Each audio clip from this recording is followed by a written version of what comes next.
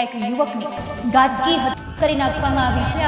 આ સ્થાનિક નાગરિકોને એક વ્યક્તિને લોહીથી લથબથ મૃત જોવા મળ્યો. યુવરાજસિંહનો મૃતદેહ તેમની જ કારની બિલકુલ નજીક અત્યંત કમકમાટી ભર્યા અને લોહી લુહાણ હાલતમાં પડ્યો. બેક ટુ બેક બનેલા મર્ડરના બે કિસ્સાઓ દર્શાવે છે કે કઈ રીતે કાયદો છે, વ્યવસ્થા છે, કથળી રહ્યો છે. નમસ્કાર, આપની સાથે હું આકાંક્ષા. તમે જોઈ રહ્યા છો ઓવર રાજકોટ. વાત કરવી છે રાજકોટના ગ્રામ્ય વિસ્તારની કે જ્યાં એક યુવકની ઘાતકી હત્યા કરી નાખવામાં આવી છે. આ બનાવ સામે આવતા ચકચાર મચી ગઈ છે. હું જેની વાત કરી રહી છું એ છે પડધરી તાલુકાના ખાબડાબેલા ગામની. ગઈકાલે મધરાતે એક યુવકની ઘાતકી હત્યાનો બનાવ સામે આવ્યો છે. ખાબડાબેલા ગામ જવાના મુખ્ય રસ્તા પરથી પસાર થતા સ્થાનિક નાગરિકોને એક વ્યક્તિને લોહીથી લથબથ મૃતદેહ જોવા મળ્યો, જે અંગે તાત્કાલિક સ્થાનિક પોલીસને જાણ કરવામાં આવી હતી. ઘટનાની ગંભીરતાને જોઈ પડધરી પોલીસની ટીમ તાત્કાલિક ઘટના સ્થળે દોડી ગઈ હતી. તપાસ કરતા મૃતકની ઓળખ ખાબડાબેલા ગામના જ વતની 40 વર્ષીય યુવરાજસિંહ જાડેજા તરીકે થઈ હતી. યુવરાજસિંહનો મૃતદેહ તેમની જ કારની બિલકુલ નજીક અત્યંત કમકમાટી ભર્યા અને લોહી લુહાણ હાલતમાં પડ્યો હતો. તેમના શરીર પર તીક્ષ્ણ હથિયાર વડે ઉપરા ઉપરી ઘા ઝીંકવામાં આવ્યા હતા અને તેને નિશાનો બનાવવામાં આવ્યા હતા, જેના પરથી એ સ્પષ્ટ થાય છે કે અજાણ્યા હુમલાખોરો પૂરા આયોજન સાથે જ આવ્યા હતા અને તે સાથે જ તેના પર આ હુમલો કરવામાં આવ્યો હતો અને એને ઘાટ ઉતારવામાં આવ્યા હતા. આ ચકચારી મર્ડર કેસમાં પોલીસે હાલ અજાણ્યા શખ્સો વિરુદ્ધ હત્યાનો ગુનો નોંધીને હત્યારુઓનો પગેરું મેળવવા અલગ અલગ ટીમો બનાવીને તપાસ પણ શરૂ કરી છે.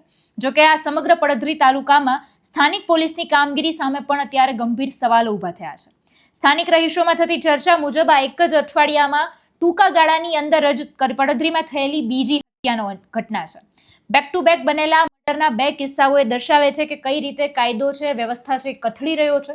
ગુનેગારોમાં પોલીસ અને તંત્ર તેને લઈને ભય ઓછો થતો હોય એવા પણ અત્યારે આ કિસ્સાઓ ઉપરથી આપણે જાણી શકીએ અને વારંવાર આ જે હત્યાઓની ઘટનાઓ બનતી હોય છે તે દિશામાં તપાસ પણ કડક રીતે કરવામાં આવે અને કડક રીતે પગલાં લેવામાં આવે એવી પણ લોકોની માંગ થઈ રહી છે. ગઈકાલે તારીખ 20 મઈ 2026 રોજ પડધરી પોલીસ સ્ટેશન વિસ્તારના ખાખડાબેલા 5 ગામના પાદરમાં બનાવ બનેલ છે, જેમાં યુવરાજસિંહ અનોપસિંહ જાડેજા પોતાની ટાટા હારિયર ગાડી લઈને પસાર થઈ રહ્યા હતા ત્યારે આરોપીઓ મહેન્દ્રસિંહ રણજીતસિંહ જાડેજા, યશપાલસિંહ રસિકસિંહ જાડેજા તથા અન્ય અજાણ્યો માણસો પૂર્વ આયોજિત કાવતરું રચી પોતાના 4 વ્હીલ ગાડી સામસામે ભટકાવી હતી.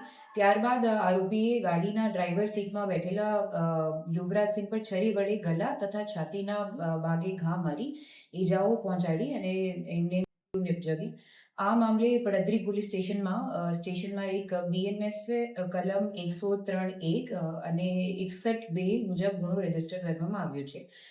ઘટનાની જાણ થતાં જ પોલીસ ઇન્સ્પેક્ટર MJ ચૌહાણ તાત્કાલિક ઘટના સ્થળે અને સરકારી હોસ્પિટલ પહોંચેલા અને હાલમાં ફરાર આરોપીઓને ઝડપી પાડવા માટે NCB રાજકોટ ગ્રામ્ય અને પડધરી પોલીસ સ્ટેશનની અલગ અલગ ટીમો સર્ચ ઓપરેશન શરૂ કરી દીધું છે.